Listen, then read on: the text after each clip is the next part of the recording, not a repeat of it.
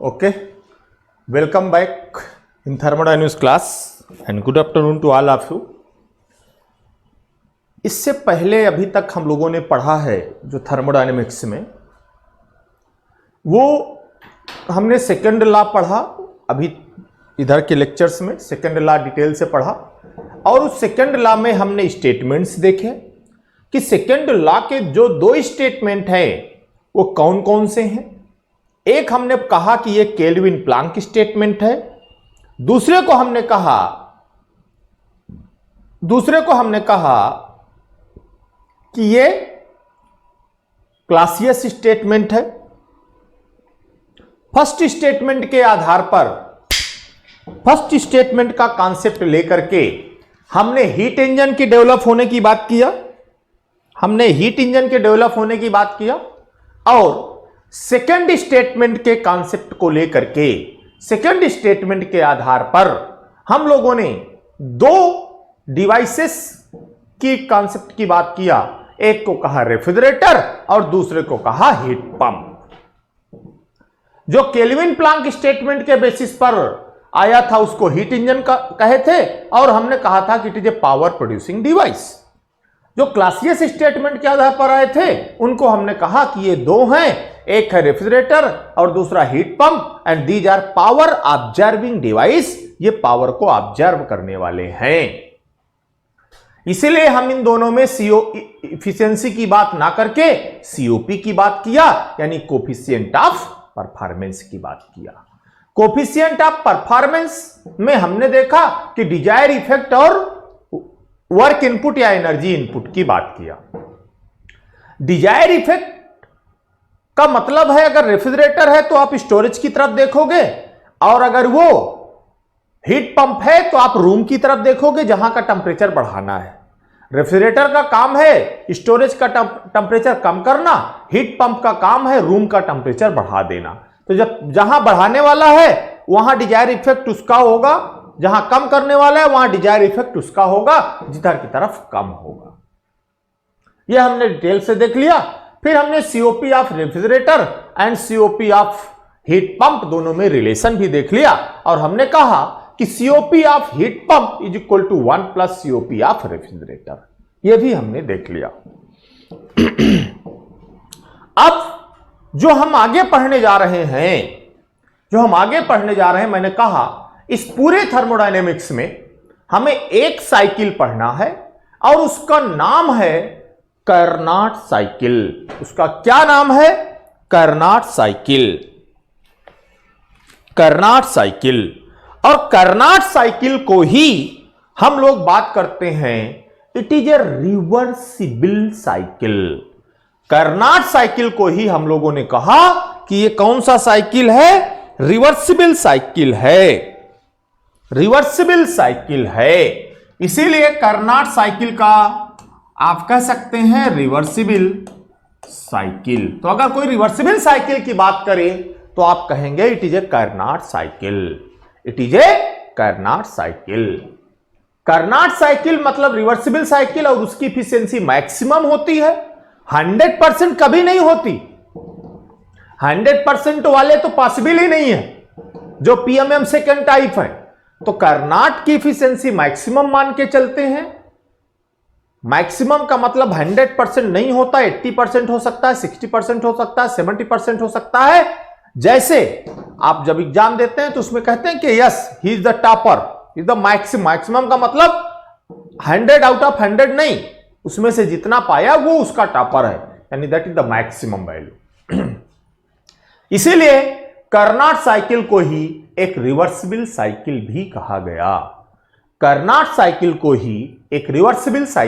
कहा गया।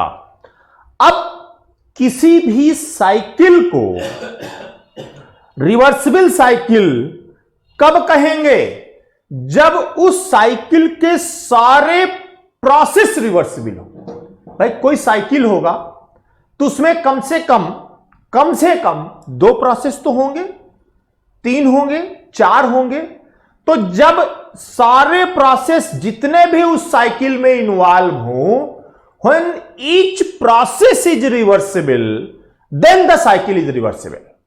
अगर उनमें से कोई भी एक प्रोसेस इरिवर्सिबल हो जाए, कोई भी एक प्रोसेस इरिवर्सिबल हो जाए, तो वो कभी रिवर्सिबल साइकिल नहीं हो सकता है।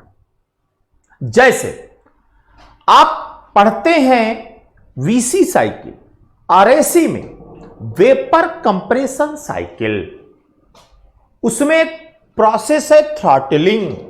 अभी कल पढ़े, परसों पिछली क्लास में जब भी हम पढ़े, एक प्रोसेस है throttling. Throttling is a highly irreversible process. तो कभी भी वेपर कंप्रेशन साइकिल को हम रिवर्सिबल साइकिल बोल ही नहीं पाएंगे। बाकी 3 प्रोसेस रिवर्सिबल हो जाए तो हो जाए, लेकिन चौथा प्रोसेस थ्रॉटलिंग इरिवर्सिबल उसमें बैठा है, इसीलिए वो साइकिल कभी भी रिवर्सिबल नहीं हो सकता है। तो रिवर्सिबल साइकिल होने के लिए कंडीशन है कि कोई भी साइकिल रिवर्सिबल साइकिल तब होगा जब उसके हर एक process, each cycle process is reversible. यानी कहने का मतलब है कि अगर हम बात करें नोट, सबसे इंपॉर्टेंट नोट, क्या note? A cycle each a reversible cycle when each process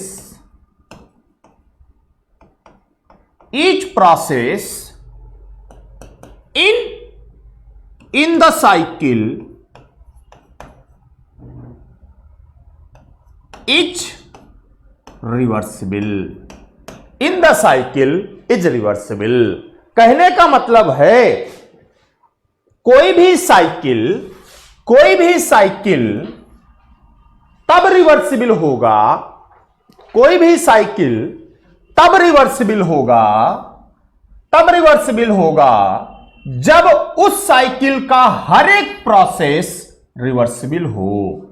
जब उस साइकिल का हर एक प्रोसेस रिवर्सिबल हो तभी उस साइकिल को रिवर्सिबल मानेंगे, अदरवाइज उस साइकिल को रिवर्सिबल नहीं मान सकते, रिवर्सिबल नहीं मान सकते। क्लियर हुआ? अगर उसका एक भी साइकिल रिवर्सिबल हो जाए तो वो साइकिल रिवर्सिबल नहीं होगा। ठीक है, पहली चीज तो ये याद रख, कोई भी रिवर्सिबल की बात करता है इसका मतलब उसका हर एक प्रोसेस रिवर्सिबल होगा, इसका मतलब वो उसका हर एक प्रोसेस रिवर्सिबल होगा। अब सुनिए, ये कंडीशन तो क्लियर हो गई। इसका मतलब अगर कार्नोट साइकिल को रिवर्सिबल साइकिल की बात करते हैं तो इसका हर एक प्रोसेस रिवर्सिबल होना चाहिए। Each process is reversible in a cycle, then the cycle is reversible, then the cycle is reversible. ठीक है, सुनिए, कार्नोट नाम कहां से आया? एक्चुअल में एक साइंटिस्ट थे कार्नोट, जो कि एक फ्रेंच इंजीनियर थे। उन्होंने एक हाइपोथेटिकल साइकिल सोचा कुछ एजम्पशन के साथ, और उसी के उनके नाम पे ही उस साइकिल का नाम पड़ गया कार्नोट साइकिल। अब चूंकि वो हाइपोथेटिकल है, सिर्फ सोच लो, बना नहीं सकते। क्यों नहीं बना सकते? मैं आगे बताऊंगा आपको। मैं आगे ये भी बताऊंगा कि हम उस साइकिल को बना क्यों नहीं सकते। सुनिए, पहला एजम्पशन उन्होंने कहा कि thermodynamic system is ideal gas and cycle is working on control mass, मतलब उसमें मास ना तो इंटर करेगा ना एग्जिट करेगा, मतलब क्लोज सिस्टम होगा। मान लिया उन्होंने, ठीक है। दूसरा, अच्छा वो चाहे आइडियल गैस हो चाहे जो हो, एक बात और बताता हूं अभी मैं, वो कुछ भी हो, अगर वो रिवर्सिबल है तो वो वर्किंग फ्लूइड पर डिपेंड ही नहीं करता। ये मैं आगे आऊंगा जब कार्नोट थ्योरम पढ़ाऊंगा, वहां बताऊंगा डिटेल से। फ्रिक्शनलेस पिस्टन सिलेंडर अरेंजमेंट, उसमें कोई फ्रिक्शन नहीं होगा। भाई एक पिस्टन सिलेंडर अरेंजमेंट है, उसमें कोई फ्रिक्शन नहीं होगा। फ्रिक्शनलेस होगा तभी रिवर्सिबल होगा, नहीं तो रिवर्सिबल होगा ही नहीं प्रोसेस, इसलिए फ्रिक्शनलेस होना चाहिए।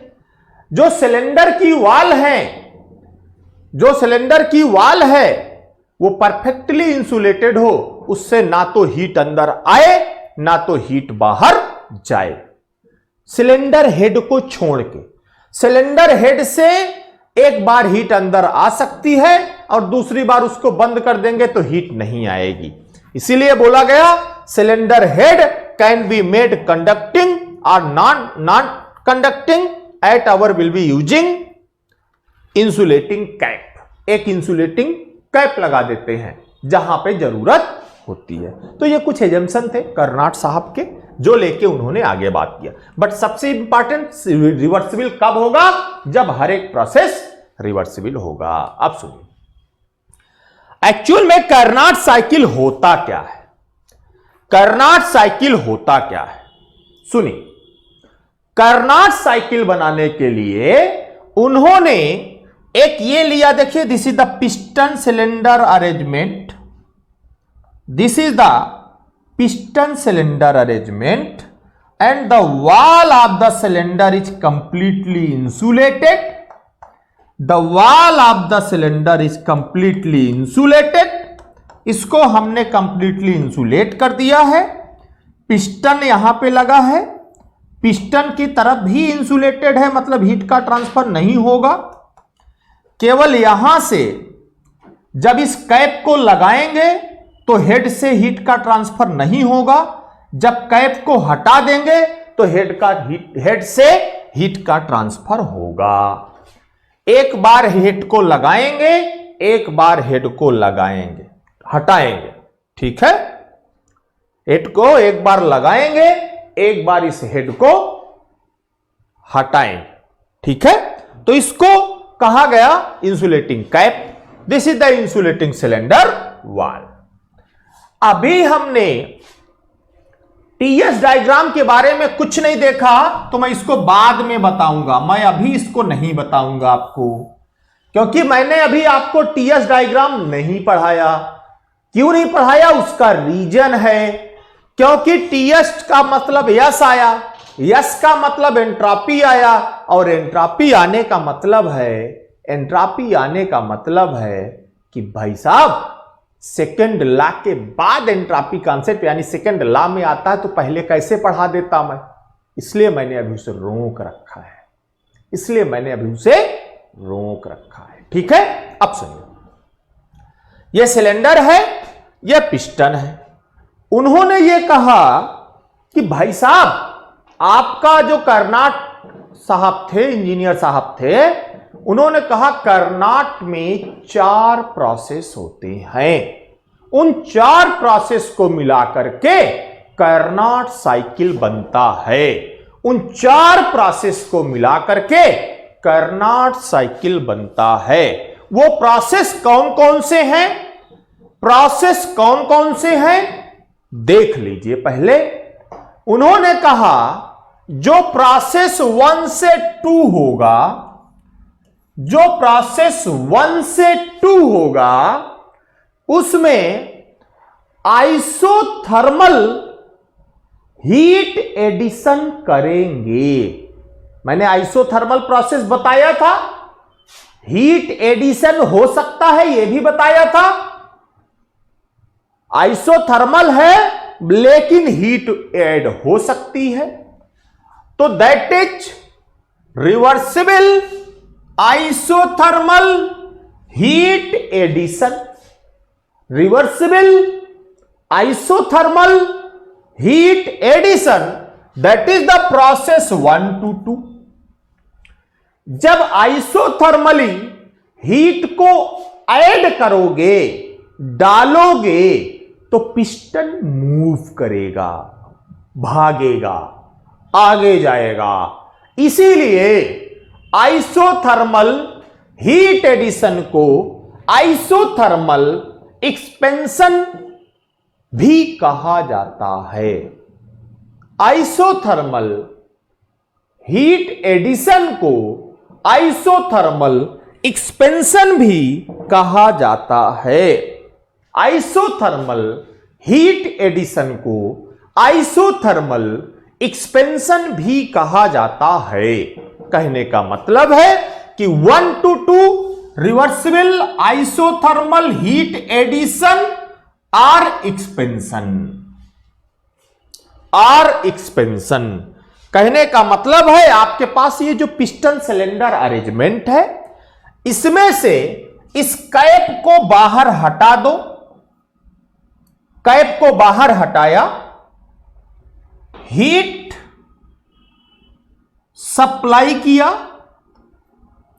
हीट सप्लाई किया, this is the heat supply.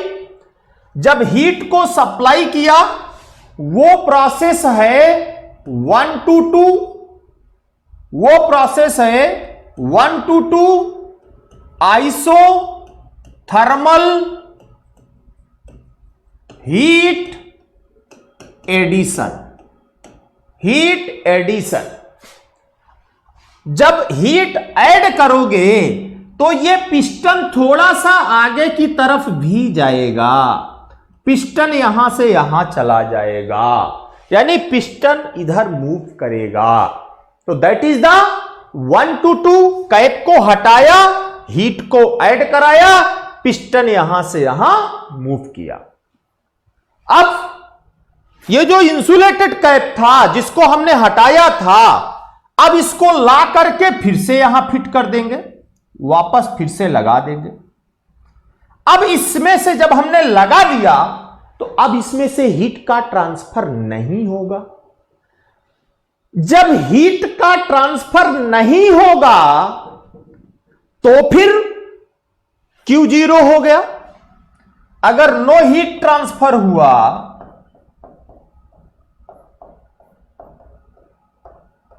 तो Q0 हुआ। जब Q0 हुआ तो उसको बोलेंगे एडियाबैटिक। क्या बोलेंगे? एडियाबैटिक। इसका मतलब हुआ कि जब मैंने इस कैप को लगाया, अब हीट ऐड नहीं कर रहे हैं, लेकिन पिस्टन, चूंकि हमने पहले हीट ऐड कर दिया है, अब यह पिस्टन यहां से यहां भी मूव करता हुआ चला आ रहा है।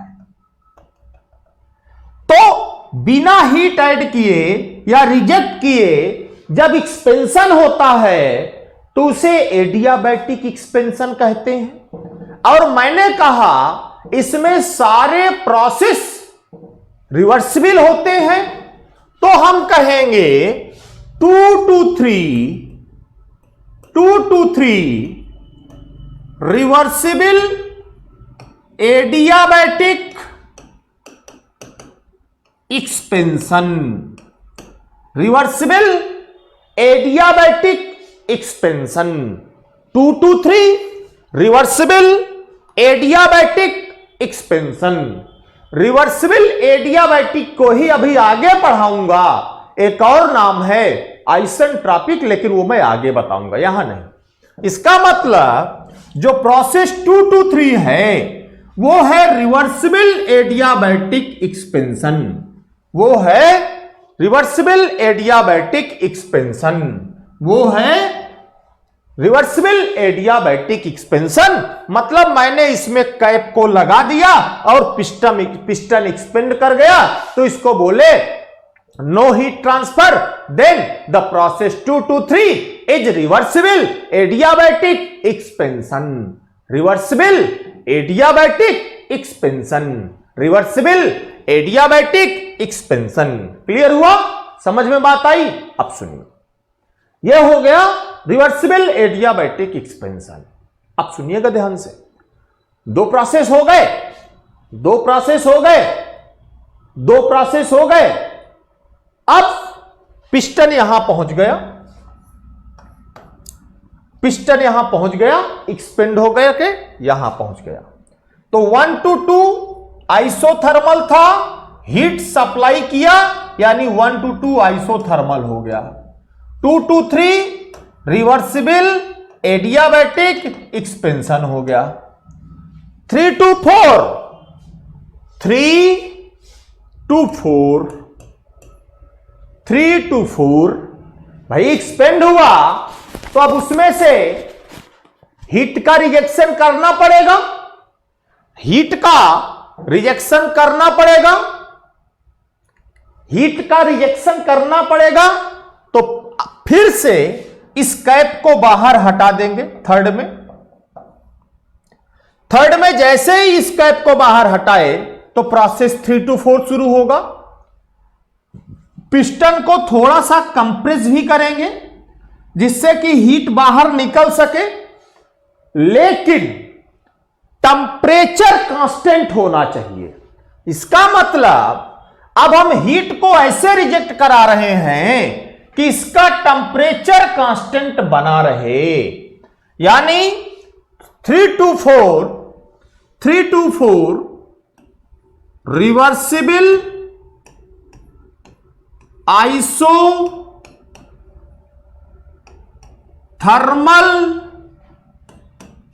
हीट रिजेक्शन या कंप्रेशन, इसी को कंप्रेशन भी बोलते हैं, रिवर्सिबल आइसोथर्मल कंप्रेशन या हीट रिजेक्शन।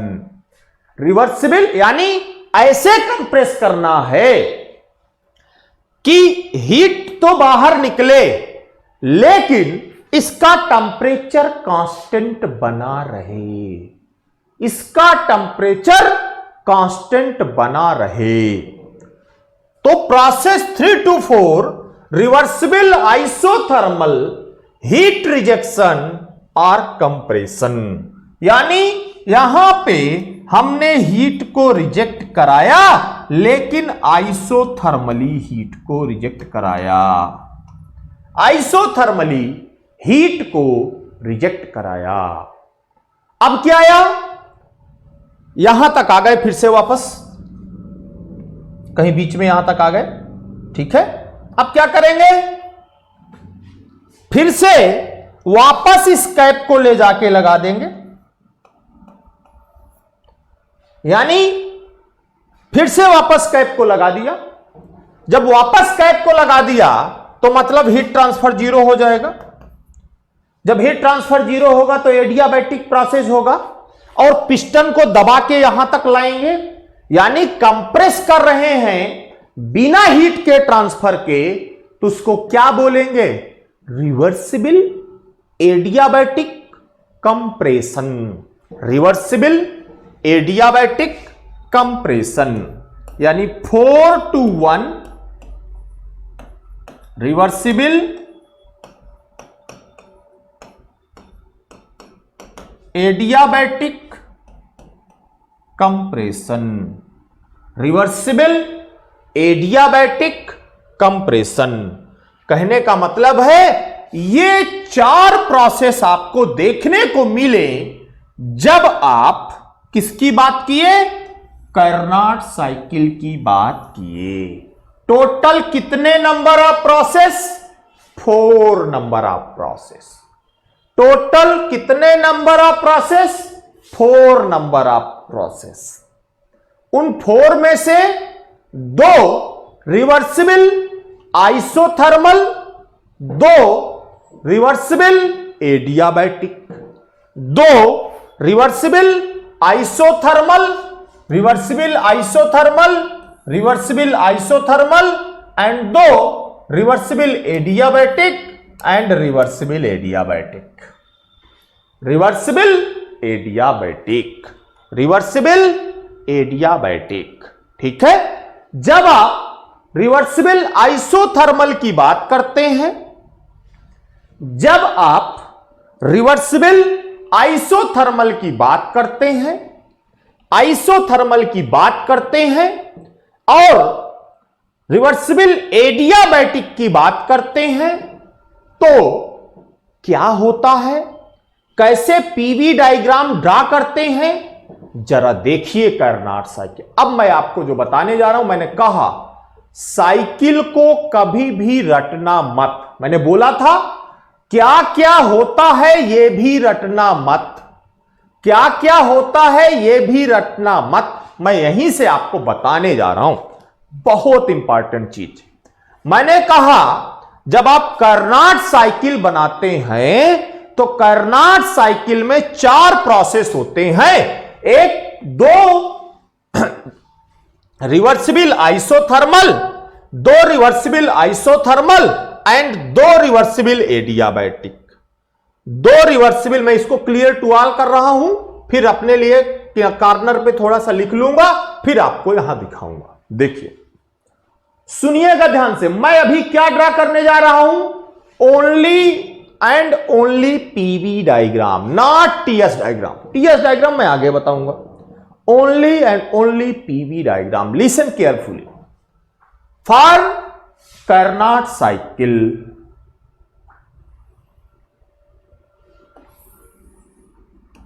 मैं बना हुआ है, लेकिन मैं क्यों ड्रा कर रहा हूं, जिससे आपको ड्रा करना आ जाए और आपको यह ना सोचना पड़े कि कैसे पीवी डायग्राम को ड्रा करेंगे, कैसे पीवी डायग्राम को ड्रा करेंगे। अब सुनिए, listen carefully, listen carefully. Process इस पिस्टन सिलेंडर अरेंजमेंट में process 1 to 2, process 1 to 2, listen to me carefully।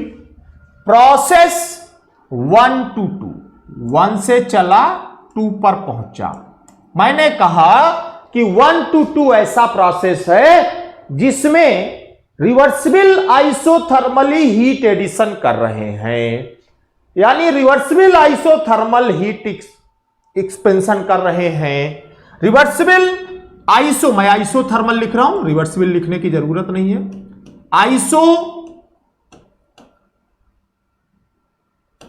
Thermal heat addition, heat addition, isothermal heat addition या आइसोथर्मल एक्सपेंशन। अब बताइए जरा मुझको, जब आप पीवी डायग्राम में आइसोथर्मल एक्सपेंशन का कर्व मैंने आपको बनवाया था, तो मैंने क्या बोला था, जब आप आइसोथर्मल एक्सपेंशन का कर्व बनाएं तो आइसोथर्मल एक्सपेंशन का मतलब है, आइसोथर्मल एक्सपेंशन का मतलब है प्रेशर कम होगा, वॉल्यूम बढ़ेगा। और कर्व कैसा होगा, रेक्टेंगुलर हाइपरबोला। कर्व कैसा होगा, रेक्टेंगुलर हाइपरबोला। इसका मतलब मैं इसमें एक ऐसा कर्व बनाऊं, एक ऐसा कर्व बनाऊं जो कि 1 से चले, एक्सपेंड हो, एक्सपेंड हो, 2 तक जाए, 2 तक जाए, एक्सपेंड हो, 2 तक जाए, और 2 तक जाने के बाद, 2 तक जाने के बाद, 2 तक जाने के बाद वो रुक जाए। जब आइसोथर्मली एक्सपेंशन होगा तो रेक्टेंगुलर हाइपरबोला बनेगा। रेक्टेंगुलर हाइपरबोला बना, एक्सपेंशन हुआ, वॉल्यूम बढ़ा, प्रेशर कम हुआ, यानी वॉल्यूम बढ़ा, प्रेशर कम हुआ। इस आइसोथर्मल एक्सपेंशन में या आइसोथर्मल हीट एडिशन में, और इसमें जो हमने हीट ऐड कराई, ये माना वो क्यूएस हीट ऐड करा दिया। जो आइसोथर्मल कर्व का स्लोप होता है वो कितना होता है, -P/V, यही होता है -P/V। मतलब एक माइनस का मतलब एक बढ़ेगा तो दूसरा कम होगा, इसीलिए जब वॉल्यूम बढ़ा तो प्रेशर कम हो गया। मैंने ये लाइन खींच दिया। अब आओ 2 पे। इस कवर को वापस लगाया। जब इस कवर को वापस लगाया, अब इस पिस्टन को, अब हीट ट्रांसफर 0 हो गया, पिस्टन को अब आगे मूव कराएंगे। पिस्टन यहां से यहां तक एक्सपेंड होकर आ गया, अब पिस्टन को आगे मूव कराना है, but without heat addition Q0। तो फिर हम उसको क्या बोले थे? Reversible adiabatic expansion. Reversible adiabatic expansion मतलब पिस्टन यहां से यहां चला, अब यहां से यहां जाएगा। पहले वाले में हीट ऐड किया था, दूसरे वाले में हीट ऐड नहीं करेंगे। जब रिवर्सिबल एडियाबैटिक एक्सपेंशन की बात किया था तो आपने कहा था भाई process 2 to 3 reversible adiabatic expansion, reversible adiabatic expansion होगा ना।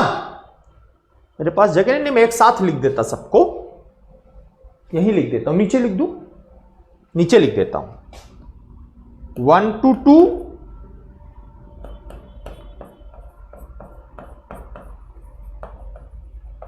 आइसोथर्मल हीट एडिशन और expansion, 2 to 3 reversible adiabatic expansion है, बता चुका हूं इसलिए 60 में लिख रहा हूं। 3 to 4 आइसोथर्मल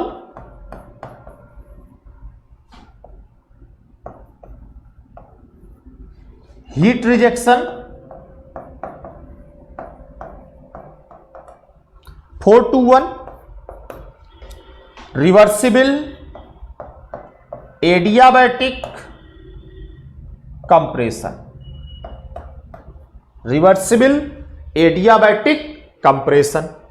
इसमें हीट का ट्रांसफर 0 होगा, इसमें भी हीट का ट्रांसफर 0 होगा, इसीलिए रिवर्सिबल एडियाबैटिक बोला गया। ठीक है, अब प्रोसेस 2 to 3 में हम हैं, रिवर्सिबल एडियाबैटिक एक्सपेंशन की बात कर रहे हैं। मैंने कहा आइसोथर्मल एक्सपेंशन का ग्राफ -P/V स्लोप होता है, और माइनस का मतलब एक बढ़ेगा एक घटेगा। लेकिन जब रिवर्सिबल एडियाबैटिक का स्लोप पीवी डायग्राम में निकाले थे तो हम लोगों ने निकाला था minus gamma into P/V, minus gamma into P/V। हमने आइडियल गैस मान लिया है, मान लिया आइडियल गैस। गामा की वैल्यू 1 से ज्यादा होती ही है, क्योंकि Cp/Cv is equal to gamma, Cp/Cv is equal to gamma, and gamma is greater than 1, so the slope of adiabatic curve is greater than the slope of isothermal curve. Slope of adiabatic curve is greater than slope of isothermal curve, and gamma times gamma गुना ज्यादा होता है। कितना ज्यादा? Gamma गुना ज्यादा होता है।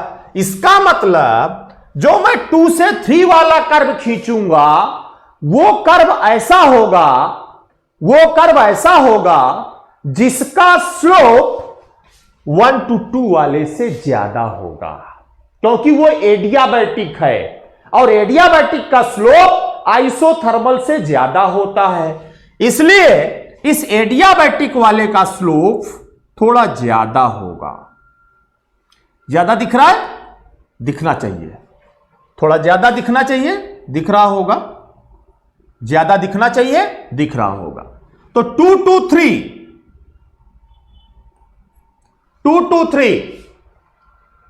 3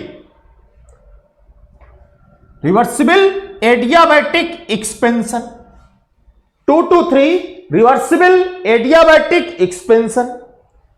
ठीक है, अब आते हैं 3 to 4 पे। पिस्टन यहां पहुंच गया, फिर से वाल इसको हटाया और हीट को रिजेक्ट करा रहे हैं, साथ में पिस्टन को नीचे की ओर दबा भी रहे हैं, साथ में पिस्टन को नीचे की ओर अंदर की ओर दबा भी रहे हैं। जब अंदर की ओर दबा रहे हो, जब अंदर की ओर दबा रहे हो, उस कंडीशन में जरा देखिए ध्यान से। और आइसोथर्मल कंप्रेशन की बात कर रहा है और आइसोथर्मल हीट रिजेक्शन की बात कर रहा है। आइसोथर्मल कंप्रेशन और आइसोथर्मल हीट रिजेक्शन की बात कर रहा है। जब आइसोथर्मल कंप्रेशन और आइसोथर्मल हीट रिजेक्शन की बात करेगा मतलब हीट बाहर जा रही है लेकिन टेंपरेचर पे कोई चेंज नहीं आ रहा है, तो इसका भी स्लोप वही होगा जो 1 to 2 वाले का था, जो 1 to 2 वाले का था। यानी एक ऐसा स्लोप बनाए जो कि इसके स्लोप की तरह हो। किसके स्लोप की तरह? इसके स्लोप की तरह। बना दे यहां से, चलो बना देते हैं। सुनो,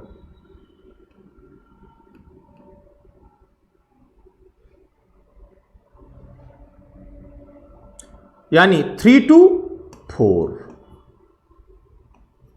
this is isothermal compression. Isothermal compression और आइसोथर्मल हीट रिजेक्शन, इन दोनों का स्लोप सेम है इसका। यानी ये हीट जो रिजेक्ट कर रहा है ये क्यू आर है, यहां पे जो हीट का एडिशन हो रहा था वो क्यू यस हो रहा था आइसोथर्मली। आइसोथर्मली, ठीक है। अब आ गए 4 पे, फिर से कवर को लगाया, फिर से कवर को लगाया और 4 से 1 की तरफ चल दिए।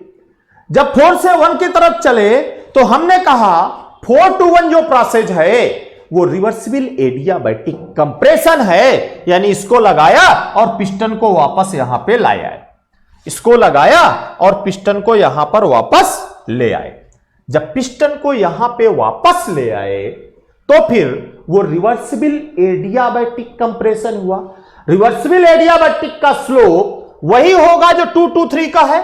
मतलब यहां से फिर से इसी स्लोप वाली लाइन ड्रा करो भैया, कुछ ऐसा बनेगा। ये जो जितना ज्यादा है उसको हटा देंगे, यानी 4 to 1, 4 to 1, 4 to 1, 4 to 1। This is the reversible adiabatic compression. This is the reversible adiabatic compression।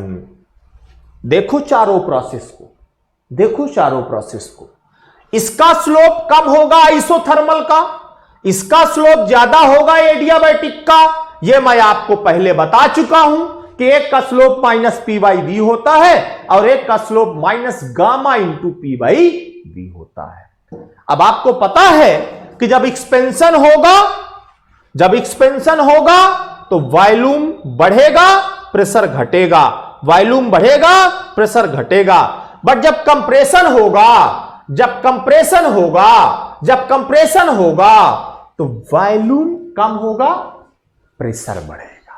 Volume कम होगा, प्रेशर बढ़ेगा, वॉल्यूम कम होगा, प्रेशर बढ़ेगा। प्रेशर को बढ़ाना है, वॉल्यूम को कम करना है। तो this is the PV diagram. देखिए मैंने कहा रटना नहीं है, स्लोप के हिसाब से देखिए, हाइपरबोला बनाइए, ये बन जाएगा, ये बन जाएगा। तो अगर आप देखें तो ये आइसोथर्मल, ज्यादा स्लोप एडियाबैटिक, कम स्लोप आइसोथर्मल, ज्यादा स्लोप एडियाबैटिक। तो ये है PV diagram, PV diagram of Carnot cycle, of Carnot cycle. तो this is the Carnot cycle on PV diagram. Carnot cycle को पीवी डायग्राम में बनाना है तो ऐसे बनाएंगे, कार्नोट साइकिल में पीवी डायग्राम को बनाना है तो ऐसे बनाएंगे।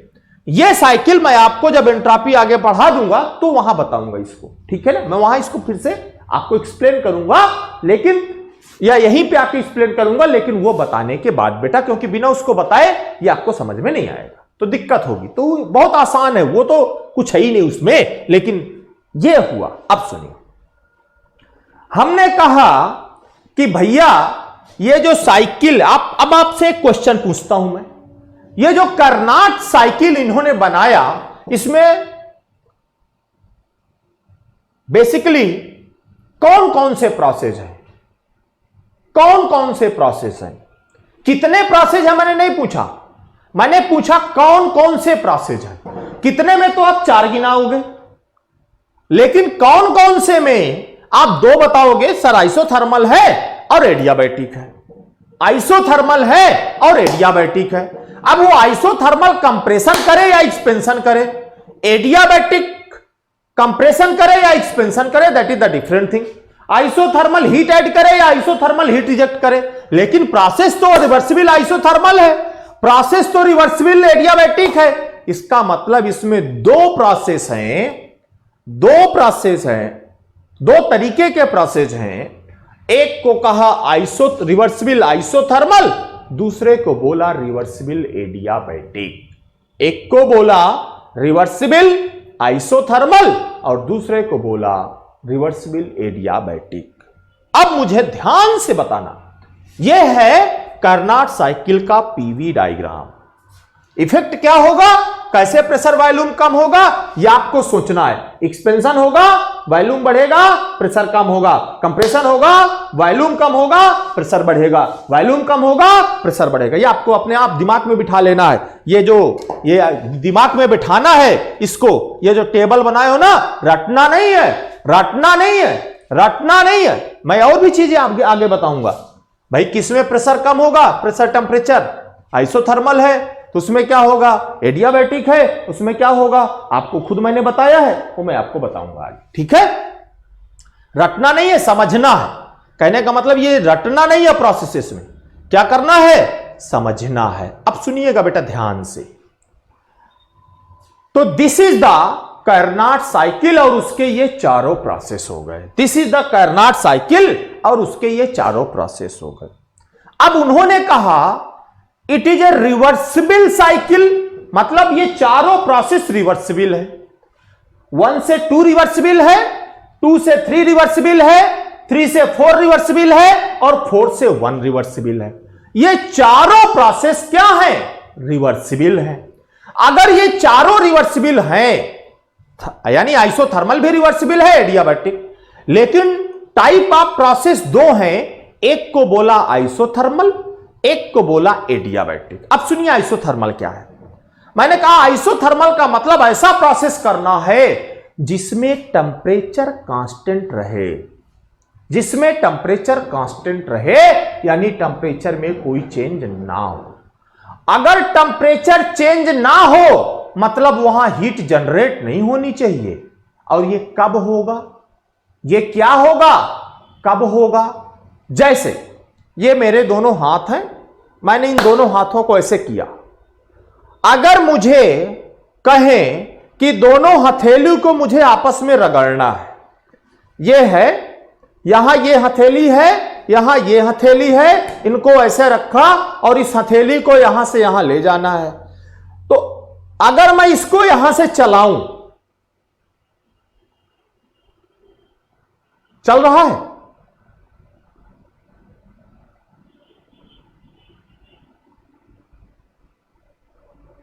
पहुंच गया, वापस आओ।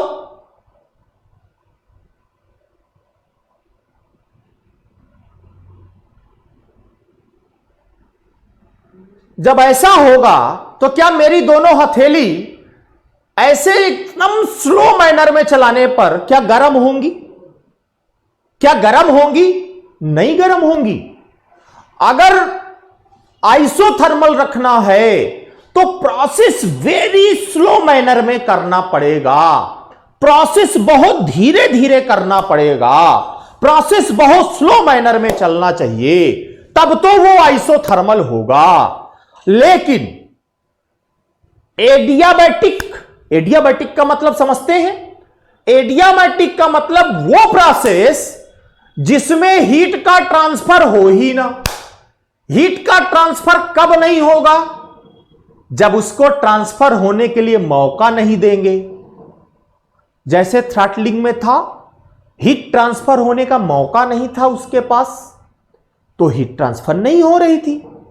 यानी अगर मुझे हीट एडियाबैटिक कराना है तो यहां से यहां पहुंचने में ऐसे नहीं चलूंगा मैं, यहां से यहां पहुंचने में खट से यहां गई, ऐसे पहुंच गई, ऐसे पहुंच गई। यानी ये अपने दोनों हाथों को मैं इतना तेज चलाऊं कि हीट को यहां से यहां जाने पे टाइम ट्रांसफर होने का टाइम ही ना मिले। मतलब समझ रहे हैं? मतलब यह हुआ कि अगर मैं आइसोथर्मल की बात करूंगा तो प्रोसेस को इतना धीमा करूंगा कि टेंपरेचर ना जनरेट हो, यानी टेंपरेचर बढ़े ही ना। अगर मैं एडियाबैटिक की बात करूंगा तो प्रोसेस को इतना तेज करूंगा कि हीट को ट्रांसफर होने का टाइम ना मिले, हीट को ट्रांसफर होने का टाइम ही ना मिले। जैसे साइकिल का पंचर हो जाना इतना अचानक से होता है कि हीट के ट्रांसफर की बात ही नहीं करता वो। यानी एक चीज क्लियर है कि ये जो दो तरीके के प्रोसेस हैं इसमें कार्नाट साइकिल में, एक है आइसोथर्मल, दूसरा है एडियाबैटिक। आइसोथर्मल में मुझे जब चलना है तो मान लीजिए ये इंड पोर्शन है, ये दूसरा पोर्शन है, यहां से पिस्टन को यहां जाना है तो सबसे पहले आइसोथर्मली हीट को ऐड कराना है। तो पिस्टन को चलाना है ऐसे,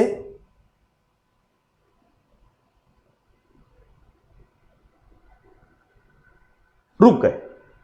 अब इस पिस्टन को एडियाबैटिकली चलाना है तो इतना तेज चलाना है कि हीट के ट्रांसफर होने का टाइम ना मिले। तो कैसे चलेंगे? फिर वापस isothermal, adiabatic, isothermal, adiabatic, isothermal, adiabatic. यानी पिस्टन जब सिलेंडर के अंदर चल रहा है, यह पिस्टन जब इस सिलेंडर के अंदर चल रहा है तो कैसे गया? धीरे धीरे, अचानक से स्पीड बढ़ा दिया, फिर धीरे धीरे अचानक से स्पीड बढ़ा दिया, फिर धीरे धीरे अचानक से स्पीड। यानी एक बार बहुत धीरे धीरे चल रहा है, एक बार बहुत तेजी से चल रहा है। यानी ये दोनों प्रोसेस इसमें कराना चाहते हैं तो एक की स्पीड बहुत तेज और दूसरे की स्पीड बहुत स्लो। जब आप अपने पिस्टन सिलेंडर को ऐसे चलाओगे, जब पिस्टन सिलेंडर को ऐसे चलाओगे तो आपका पिस्टन सिलेंडर टूट जाएगा, किसी मतलब का नहीं बचेगा, क्योंकि हाई जर्क प्रोड्यूस होगा। कितना जर्क प्रोड्यूस होगा आप सोच नहीं सकते। यानी अगर एक ही साइकिल में एक आइसोथर्मल हो, दूसरा एडियाबैटिक हो, तो isothermal is a very slow process, adiabatic is a very fast process, and in a cycle these two process are impossible। ये पॉसिबल ही नहीं है, ये पॉसिबल ही नहीं है, ये पॉसिबल ही नहीं है। दूसरा, जब ये साइकिल बनाया, अब यहां मैंने आपको दिखाने के लिए बनाया है, अगर एक्चुअल में इस साइकिल को बनाए तो जानते हैं कितना ज्यादा है स्लोप? बहुत थोड़ा सा ज्यादा है ना। एक्चुअल में ये साइकिल आपका बनेगा ऐसे ऐसे ऐसे ऐसे, ऐसा कुछ बनेगा। और ये जो साइकिल का जो एरिया है वो क्या है? वही वर्क आउटपुट है। इस साइकिल का क्लोज एरिया, नॉट पूरा, साइकिल का क्लोज एरिया ही कंप्लीट वर्क कहलाता है। अब बताइए, अगर एक आइसोथर्मल है, दूसरा एडियाबैटिक है, तो हमें इतना पुच्ची सा वर्क देगा ये, थोड़ा सा, थोड़ा सा। कहने का मतलब है कि अगर मैं इस साइकिल की बात करता हूं तो यह साइकिल पहली चीज हाइपोथेटिकल और थ्योरेटिकल साइकिल है, हाइपोथेटिकल और थ्योरेटिकल साइकिल है। प्रैक्टिकली नॉट पॉसिबल, प्रैक्टिकली यह साइकिल पॉसिबल नहीं है। क्यों? क्योंकि in this cycle two isothermal and two reversible adiabatic process, two isothermal and two reversible adiabatic process, and isothermal is a very slow process, isothermal is a very slow process। जैसे आपने क्वासीस्टैटिक पढ़ा था ना, क्वासीस्टैटिक पढ़ा था ना, हाँ, थर्मल इक्विलिब्रियम में। Isothermal is a very slow process, adiabatic is a very fast process, adiabatic is a very fast process. So in a single cycle these two process are not possible. एक ही cycle में ये दोनों process एक साथ possible नहीं हो सकते, क्योंकि एक साइकिल बहुत तेजी से और एक साइकिल बहुत धीरे धीरे. जब तेजी से चलना होगा तो ये चला ये रुका, ये चला ये रुका, यानी कितना सोचो. आपको कहे भागो, फिर कहे एकदम स्लो स्पीड में चलो. आपको कहो पागल हो क्या, या तो कहो तेज चलो या तो कहो स्लो चलो. एक ही चीज कर सकता हूं, बार बार मुझे भगाओ और रुकाओ मत. यानी जो चलना है वो एक ऐसे चलो समझ में आता है, लेकिन ऐसे चलो ऐसे चलो ऐसे चलो ऐसे चलो ऐसे चलो ये नहीं होता. यानी ये दोनों प्रोसेस, क्योंकि एक आइसोथर्मल है दूसरा एडियाबैटिक है, दोनों एक ही साइकिल में पॉसिबल नहीं है, इसलिए ये साइकिल पॉसिबल नहीं होता. और फाइनल आउटपुट भी हमें जो वर्क, साइकिल के अंदर का एरिया ही साइकिल से प्रोड्यूस पावर मिलता है, उसी को वर्क कहते हैं, तो वो भी बहुत कम मिलता है. इसलिए ये सबसे मेन जो है वो कौन सा है, वो कौन सा है, वो कौन सा है कि दो आइसोथर्मल दो एडियाबैटिक जो हैं, isothermal is very slow, adiabatic is very fast. So in a cycle these two process are not possible, so this cycle practically not possible, so no engine produce on the basis of Carnot cycle. अब ये लो, अब नई बात आ गई.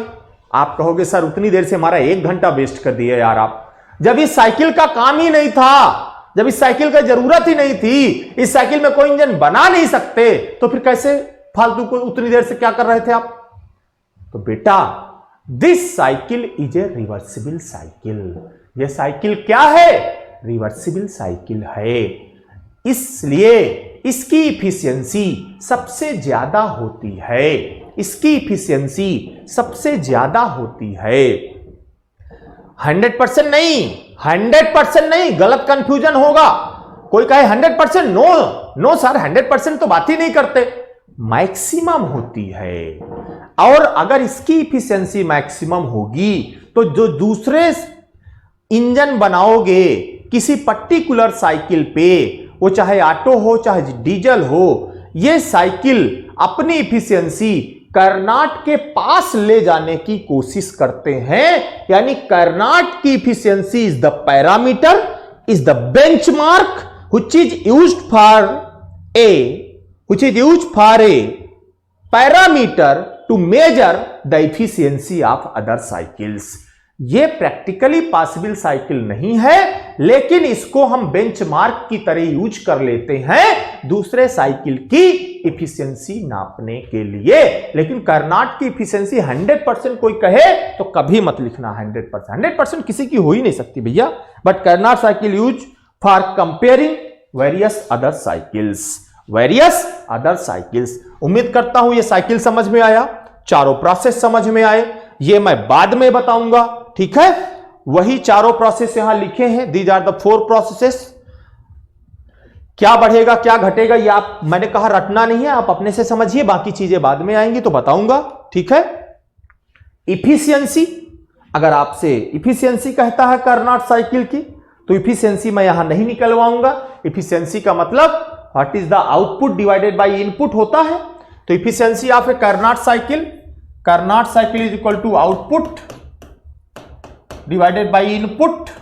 मान लीजिए output आपको W मिला, इनपुट आपने जो हीट सप्लाई किया, और W की value Q heat supply minus heat rejection होती है, बार बार पीछे बताया हूं किसी भी इंजन के लिए, है ना. तो W का मतलब QS minus QR divided by QS. तो efficiency of Carnot cycle equal to 1 minus QR divided by QS. ये होती है, ये पीछे भी बताया हूं. लेकिन कर्नाट है तो रिवर्सिबल होगा. अब रिवर्सिबल के लिए एंट्रोपी पे आएंगे, वो मैं आपको आगे बताऊंगा. तो इसकी चीजें जब मैं एंट्रोपी पढ़ा दूंगा तो मैं वहां फिर से आऊंगा यहां पे, ठीक है. अभी मैंने आपको बेसिकली बताया कि कर्नाट साइकिल क्या होता है, कार्नोट साइकिल क्या होता है, कार्नोट साइकिल क्या होता है। अगर आप बात करते हैं इसकी, तो हम इसके आगे की बात करेंगे नेक्स्ट क्लास पे, ठीक है, इसके कंक्लूजन्स की। इसकी कंक्लूजन्स पे जाने का मतलब है, देखिए यहां पे कार्नोट थ्योरम क्या होती है, तब हम इन सब पे आ पाएंगे। जो यहां पे लिखा है ना कि TL is equal to this, ये सब चीजें 3 Carnot cycle working same temperature limit, लेकिन ये कब आएगा जब आप कार्नोट थ्योरम पढ़ लेंगे बेटा, ये ऐसे नहीं आएगा। तो कार्नोट थ्योरम हम नेक्स्ट क्लास पे पढ़ेंगे। जब हम कार्नोट थ्योरम पढ़ लेंगे तो मैं आपको ये सारी डिटेल जो है, ये सारी डिटेल मैं आपको कार्नोट थ्योरम पे बताऊंगा। वहां पे कार्नोट थ्योरम में मैं 3 इंपॉर्टेंट पॉइंट्स बताऊंगा, फिर उससे रिलेटेड और चीजें बताऊंगा, फिर इसको रिलेट करूंगा, फिर देखना ब्यूटी ऑफ दिस, ठीक है। ये सब रटना नहीं है, वहीं से समझना। ये सब रटने वाली चीजें हमें यहां नहीं करनी है, वहीं पे समझना है कार्नोट थ्योरम के साथ, ठीक है। कार्नोट थ्योरम के साथ देखिए, कार्नोट थ्योरम का देखिए, कार्नोट साइकिल का significance. Carnot cycle is the benchmark of the efficiency of the engine field. It is used to check claim made by the different manufacturer, ठीक है। सिर्फ चेक करने के काम आ सकता है, इसके बारे में हम बाद में देखेंगे, रिवर्स कार्नोट साइकिल, ठीक है। तो इसके आगे की चीजें हम लोग बाद में चेक कर लेंगे क्या होता है, ठीक है। ये सब चीजें हम लोग बाद में देख लेंगे, इनका सबका भी यहां कोई जरूरत नहीं है, ठीक है। तो इन सबको मैं जब कार्नोट थ्योरम पर पढ़ा दूंगा तो आपको चीजें ज्यादा क्लियर होंगी, इसलिए मैं वहां पे इनके बारे में बात करूंगा। मैंने आपको कार्नोट साइकिल क्या होगा वो डिटेल से आपको बता दिया, कार्नोट साइकिल क्या होगा वो बता दिया है, और क्यों नहीं बना सकते इंजन ये भी बता दिया है। नेक्स्ट क्लास में हम लोग कार्नोट थ्योरम की बात करेंगे, फिर उसके आगे की बात करेंगे, मतलब नेक्स्ट क्लास में हम लोग इसकी बात करेंगे, this is the Carnot theorem, ठीक है। नेक्स्ट क्लास में हम कार्नोट थ्योरम की बात करेंगे। मैं आपको बताऊंगा कार्नोट थ्योरम का मतलब क्या है, 3 इंपॉर्टेंट पॉइंट लिखाऊंगा, फिर उसके बाद ये जो कहानी ऊपर इधर उधर है ना, हैपेजार्ड मैनर में है, उसको हम सीक्वेंस से जोड़ते हुए लाएंगे तो क्लिस्टर क्लियर सब कुछ आपको दिखाई पड़ेगा, कुछ रटना नहीं पड़ेगा, ठीक है। तो बात करते हैं नेक्स्ट क्लास पे, ठीक है। आज की क्लास को यहीं खत्म करते हैं। नेक्स्ट क्लास में कार्नोट थ्योरम और फिर टेम्परेचर लिमिट वाली बात करेंगे, तो फिर नेक्स्ट क्लास में हमारा ये खत्म हो जाएगा। क्या नेक्स्ट क्लास में हमारा सेकंड लॉ से रिलेटेड चीजें अभी ये वाली खत्म होगी, फिर हम एंट्रोपी से related most important topic entropy की बात करेंगे, उसके आगे फिर और देखेंगे, ठीक है। तो आज की क्लास को यहीं रोकते हैं। Okay, thank you. बात करते हैं नेक्स्ट क्लास में।